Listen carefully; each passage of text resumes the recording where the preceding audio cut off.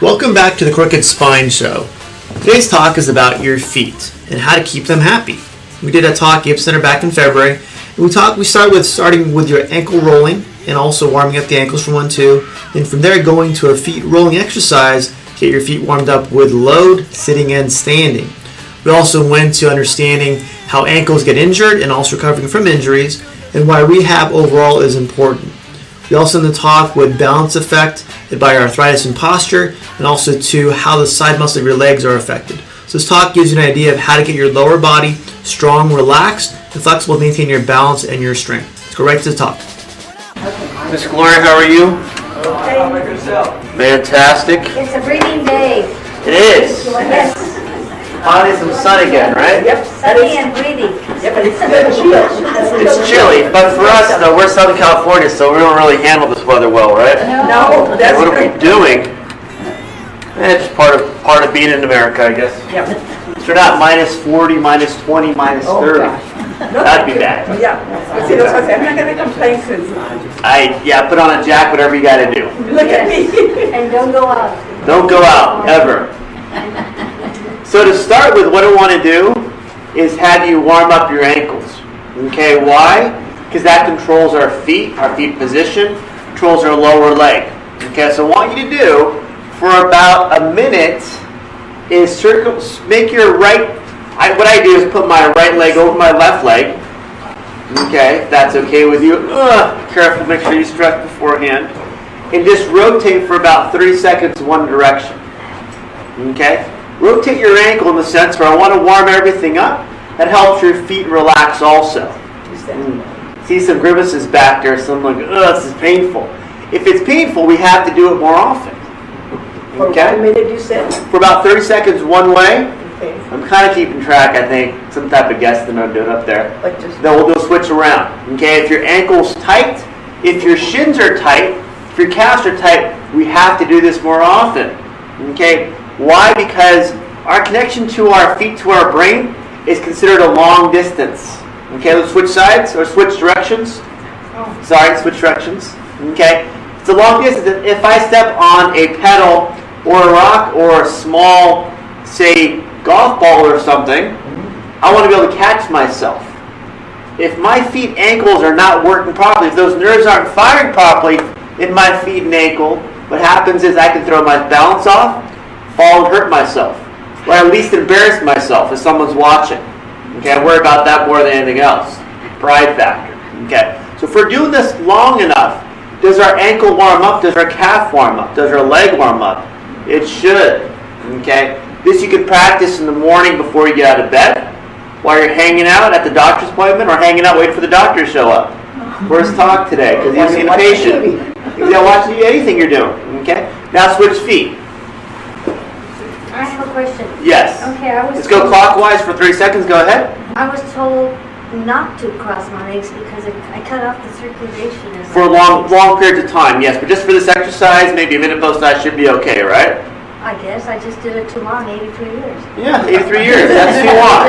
I just want 30 seconds both sides. That's all I'm asking. Hope it's not too much for you.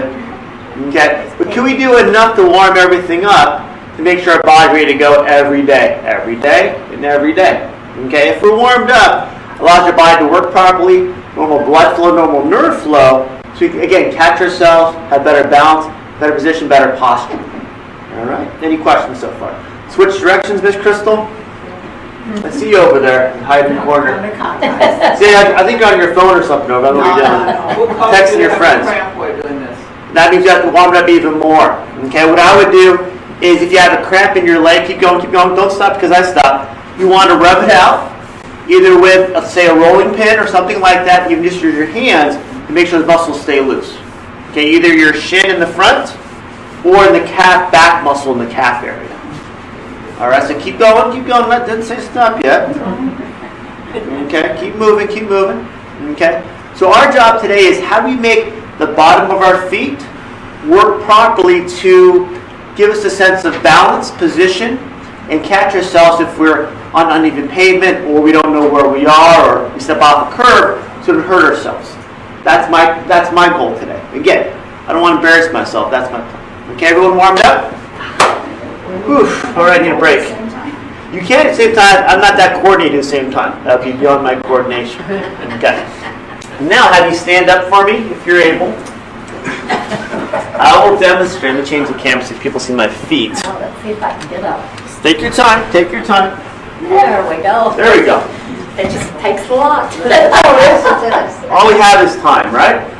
Yes, Can we now take our feet and slowly roll back and forth, using a chair for balance if you need to slowly get those muscles to work in rhythm, left and right foot. And just roll back and With your forth. right foot.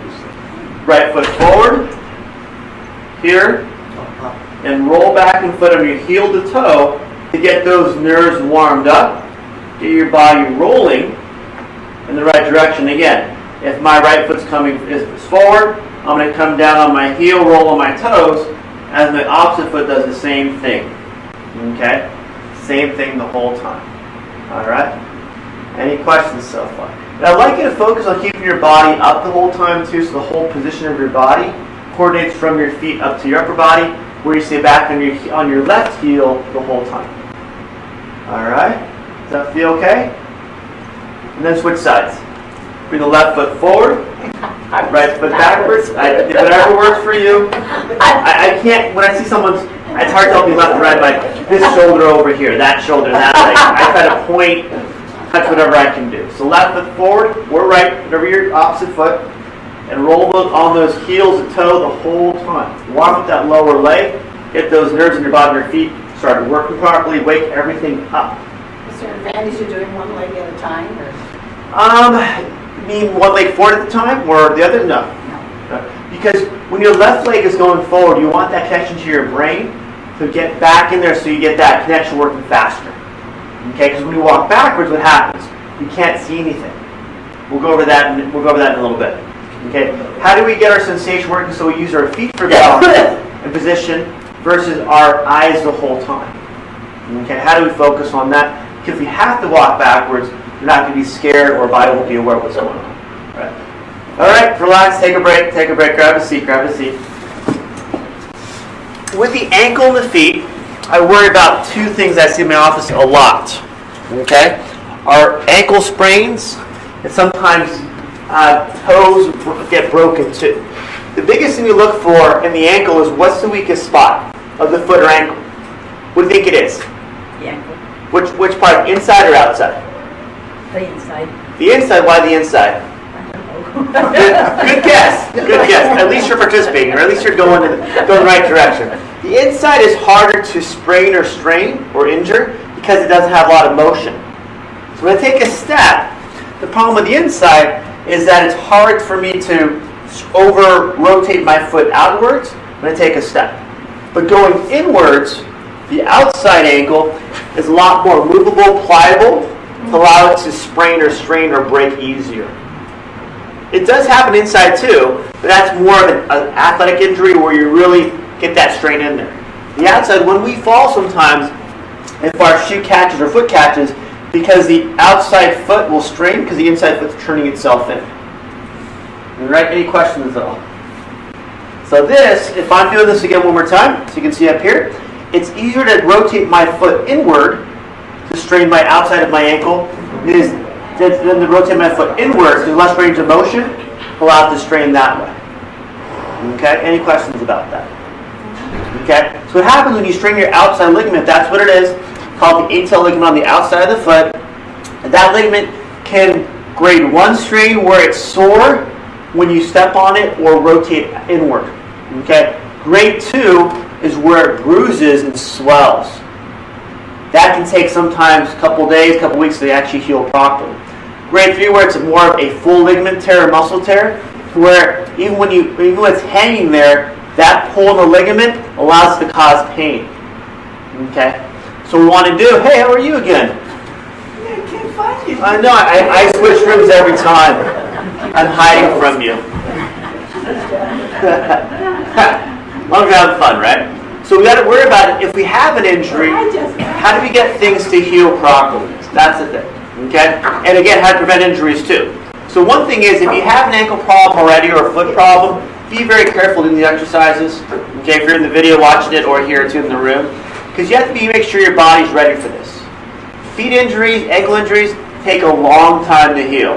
Okay, I repeat myself. I am not a podiatrist, not a foot doctor, because it takes patience to be that type of a doctor. It takes sometimes 3, 4, 6, 9 months for a foot to heal properly.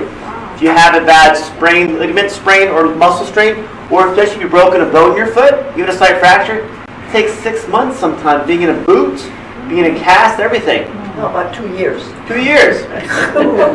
2 years, right? Like I said, I sit by a car 2 years ago and my legs are still, Still, because you have to get those nerves to wake up again, get your posture back to its normal balance. When you wear a boot, what happens? That boot, if you have an injury, is sometimes twice as thick of a heel as your normal shoe. So I'm walking like this the whole time. I'm not going to walk like this, right? Because it'll look embarrassing. I'm going to move my body back here, then I'm going to mess my hip up, and the whole body's get thrown off.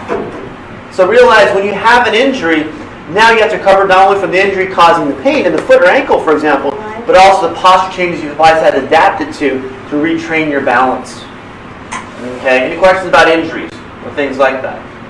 Okay, yes, Gloria? What if you hurt your toe? Your toe? Not painful. I know. Painful. Do the same exercises?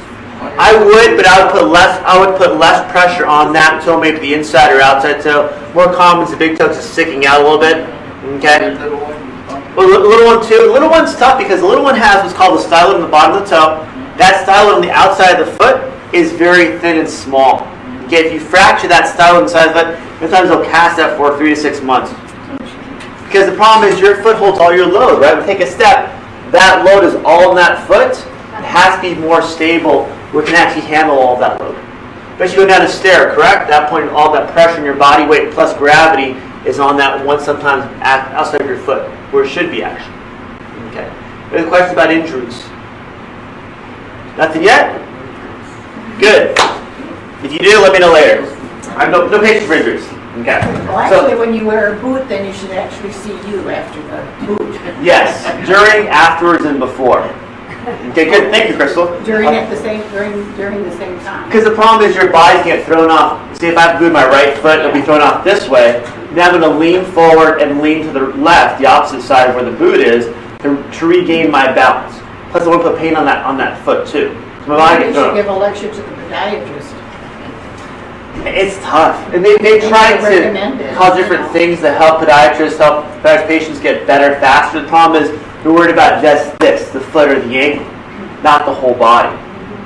That's a shame because now that I think of it, I probably would throw me off.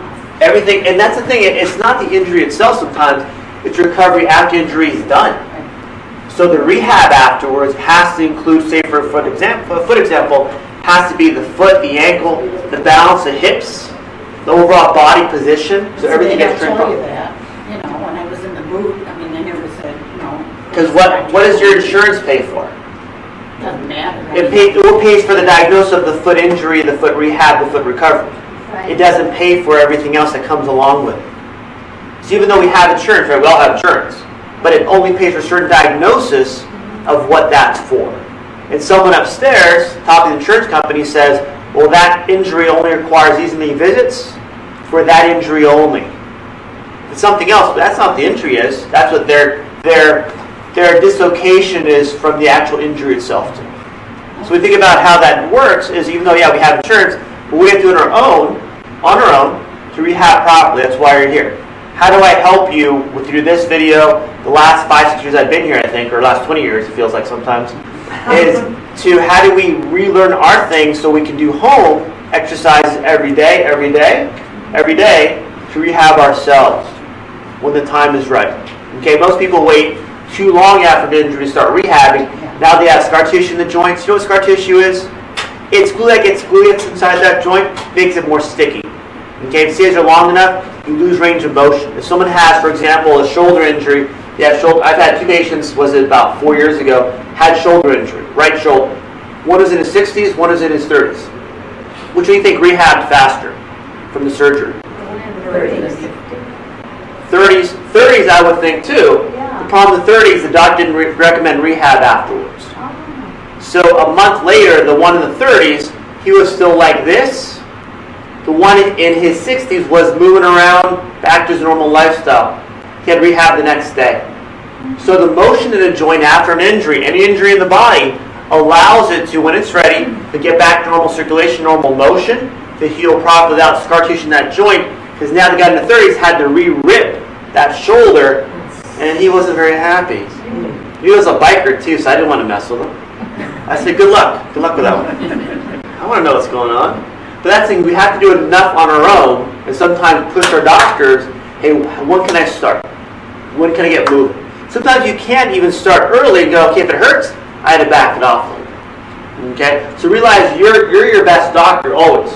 You're your best health advocate. You know your body, how much you can do, how much you can tolerate without making your body too sore or re-injure an area. Okay? The reason is we want motion in a joint, maybe the shoulder or ankle or foot, because that's your proprioception. That's how your body senses from here, from your foot to your brain, where your body is to maintain your balance and position, especially with motion. When I take a step or walk, there's a lot of nerves firing in your feet, your ankle, your hips, your neck area to maintain your balance position so I don't fall over. I can catch myself if I'm going to stop and also go backwards without falling over too. Our body does a great job firing very, very quickly, but if a joint's not moving fast enough or enough at all, it loses that reception. And that volume of reception is turned down. So realize we need enough of those nerves firing to maintain our balance, prevent injuries, for example, for falls. So we have to retrain that balance all the time by causing normal joint motion in the ankle, the shoulder, hip, every joint in the body. Any questions about that? So to simplify it, the more motion we have in our joints, the more we move around, the more our body can fire quickly to catch ourselves when we're going to fall or lose our balance. When we have better balance, if I have a better balance where, if better posture is up here, okay, just to say for example, okay, at that point my joints and my spine are moving normally, so everything in my body can have normal motion, better proprioception, better balance. If my body is stuck like this, right, I'm really forward, at that point the joints in my spine lock up, they don't move, now I've lost portion of my balance. What about people that have arthritis? Because I noticed people with arthritis. Arthritis are two things. Arthritis is joint inflammation, which the joints swell and cause pain, or arthritis where it's calcification on the bone called osteophytes or bone spurs. We see on an X-ray looks like it's crystallized in that area. Okay, when you have that, now you've lost the motion permanently. That's hard to get back. But can you make the other joints work better to compensate for that loss of motion? Okay, our job is trying not to get there. If you are, how do you work the other joints harder to make sure that you have enough? You're aware you have that problem. Maybe you have enough joint motion. You can compensate for that over time. Yes. My daughter's always telling me, "Mom, straighten up." You know, when Why did she yell at you? Because I'm kind of hunched over. Mom, straighten up. You know. So just to start for 1-2, our position of our body has to be, including our feet, in a good spot. Okay, there's a normal standard position. I'll go over in a second. And how our body should stand. I think everyone's here at this point. Straight up, nice and straight. Straight up, but what is straight for you? If you're straight as this, okay, if you're straight as this, Yes. I feel good. Your brain has told you this is your straight. How do we adjust that over time to make your straight a standard normal, a standard straight, instead of what you're used to? How do you readjust, calibrate the brain to get there? Okay, some people know this from before other classes too, or I worked with them also too. Stand against the wall. That's what I was doing. The walls are pretty straight. Touching up when they're pretty strict about their enforcement codes and inspections. Okay, it take forever to get there. They'll charge you an arm and a leg, but they'll make sure the wall's straight for you. Heels against the wall. Yes. Hips, shoulders, and head. You can do this, and it feels good to you. That's straight. You have good posture. Stand up for me. What's your name? Josie. Josie, come on over. Make you famous. Look at that posture. Wow. Trust me a little bit. All Okay, right. I got my feet against the So wall. feet against the wall, hips against the wall, shoulders and head. Josie, how's that feel? Good. Good. Does anything feel tight in your body when you do that? Pardon? Anything feel Feel tight in your tight. body? No. Good. Take a step forward for me. right there. Relax your body right there. Stand up straight. Relax. Stand up where you normally feel. Okay. Now put the weight on your heels. On your heels. Heels. Heels. There you go. Oh, I don't know about put the that. weight on your heels. That's how your body should move. So it keeps your back strong. And if your back's strong, it stays upright. Versus on your toes is where we're like this. Yeah. Stay on your heels. At that point, the weight keeps your body up. Heels. On your Yeah, heels yeah, allows I you to know, compensate, the heels, so it keeps your body upright. Versus on your toes or midfoot, you're here. Yeah, no, I don't want to be like that. Well, good. Now your dog yelling at you I want to again. be like a 20-year-old. Well, that's not too crazy here. All right. Thank you, Joe. Thank you for your help. All right. But if I'm back here, my body can retrain, calibrate. If I walk like this, even if I have bad posture, Yes. I can train my brain. If my body gets back here and it feels uncomfortable, which is good, uncomfortable because it's different than what you're used to. At that point, staying here over time, your brain will get this to be your normal versus what your body's used to. Takes sometimes 2-3 weeks.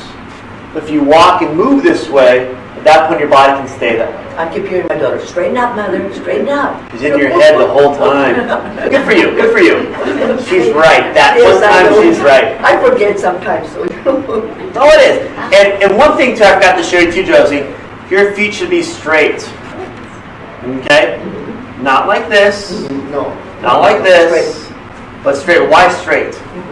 Why should your feet be straight? Because you're gonna walk. Because you're gonna walk straight. But why do most people have their feet out? I don't. Good. I don't think I do. Most people have their feet out here because their hips get too tight on the side, so the body has to go forward at the same time. When your feet are out, your leg muscles have, and proportionally, changed that strength on the side and tightness on the side. Inside gets weaker. People that do a lot of running sometimes or standing for work, or even biking too, the outside muscle gets very tight. It's called TFL band. Makes the inside weaker, so now it pulls that foot out here, makes the back of the hips push in by doing that. Now your body has to go forward to compensate, to allow that motion, that pressure in the back to dissipate or reduce some of that pressure. That's why people do that. So we look at someone's posture. Hope that helps you understand that keeping your feet happy and healthy allows your overall body to stay strong, relax, and obviously have better balance. At that point, your chance of having injury becomes less, or if you have an injury, recover a lot faster, right? Again, one of my short talks from 1-2. If you enjoyed this, you can go to our Facebook page from the show notes from 1-2. Show notes will have the highlights, the Facebook page links, also our links to other podcast videos from our Crooked Spine Show podcast. Hope you enjoyed the week, and we'll see you in the next one.